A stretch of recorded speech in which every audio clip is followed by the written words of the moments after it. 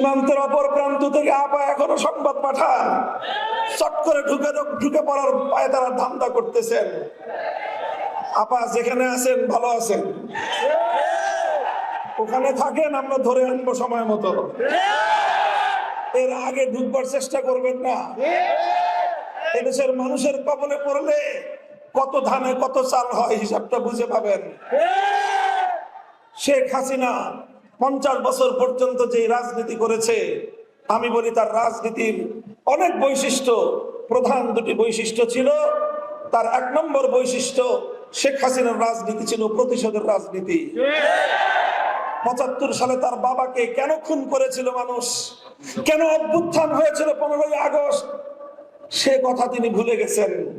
30,000 মায়ের বুক খালি করেছিল বাকশালীরা। বাংলাদেশের মুক্তিযুদ্ধে এত মানুষ মরে নাই। সেই পরিমাণ মানুষ 71 থেকে 75-এর 15ই আগস্ট পর্যন্ত এদেশে হত্যা করা হয়েছে। সেই মানুষের জন্য কোনো মায়া নাই, কোনো চোখের অশ্রু নাই। সব চোখের অশ্রু শুধু 15ই আগস্টের জন্য।